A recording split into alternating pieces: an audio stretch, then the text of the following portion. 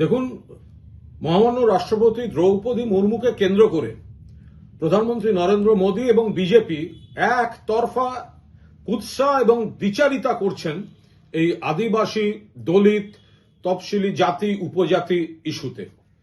কোন মুখে নরেন্দ্র মোদী এইসব কথা বলেন? কোন মুখে নরেন্দ্র মোদী মমতা বন্দ্যোপাধ্যায়ের সরকারের নিন্দে মন্দ করেন? নরেন্দ্র মোদী, যিনি মণিপুরে যখন দলিতদের উপর অত্যাচার হয়, মানুষের উপর অত্যাচার, একটা শব্দ উচ্চারণ করেন না। নরেন্দ্র মোদী কোথায় ছিলেন যেদিন শুভেন্দু অধিকারী, বীরবা হাঁসদা, দেবনাথ হাঁসদাকে বলেছিল ওরা আমার জুতার নিচে থাকে? নরেন্দ্র মোদী কোথায় যখন বাংলার 1,96,000 কোটি টাকা বকেয়া দিচ্ছেন না এবং তার মধ্যে আদিবাসী উন্নয়নের টাকাগুলো পর্যন্ত আপনারা বন্ধ করে রেখেছেন?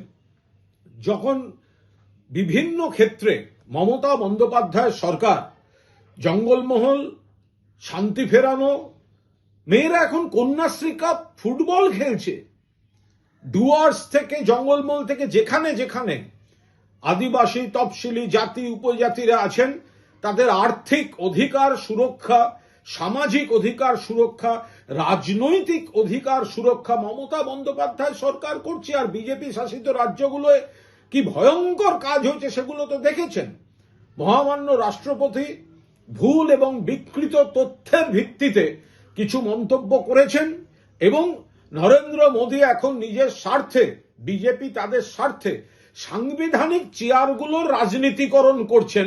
সর্বশেষ দুর্ভাগ্যজনক উদাহরণ এই রাষ্ট্রপতি চেয়ারটা। সেখানে নরেন্দ্র মোদী তার দল দ্রৌপদী মুর্মুকে দিয়ে যে রাজনৈতিক বিজেপির কথা বলাচ্ছেন, আরে চেয়ারটা ভারতবর্ষের রাষ্ট্রপতির, আমরা শ্রদ্ধা করি, ওটা বিজেপির মুখপাত্রের নয়। মহামান্য রাষ্ট্রপতি নিশ্চয়ই পশ্চিমবঙ্গের যে উন্নয়ন, তফসিলি জাতি, উপজাতি, জঙ্গলমহলবাসী, আদিবাসী, প্রকৃত তথ্য চিত্র দেখবেন। আরে রাষ্ট্রপতিকে তো নরেন্দ্র মোদীরা রাম মন্দির উদ্বোধনে আমন্ত্রণ পর্যন্ত করেন না। কেন করেন না? কিসের জন্য করেন না? কেন রাষ্ট্রপতিকে সংসদ ভবন উদ্বোধনে নতুন আমন্ত্রণ করা হয়নি? কেন রাম মন্দিরে উদ্বোধনে আমন্ত্রণ করা হয়নি? এর জবাব নরেন্দ্র মোদীরা দিতে পারবেন?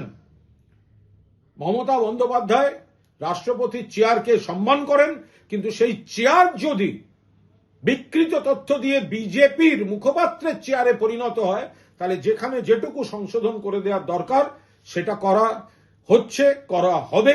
এবং নরেন্দ্র মোদী এবং বিজেপি রাষ্ট্রপতির চেয়ার নিয়ে যে রাজনীতি করছেন, আমরা তার তীব্র নিন্দা করছি। কারণ এই চেয়ারটিকে আমরা শ্রদ্ধা করি, সম্মান করি।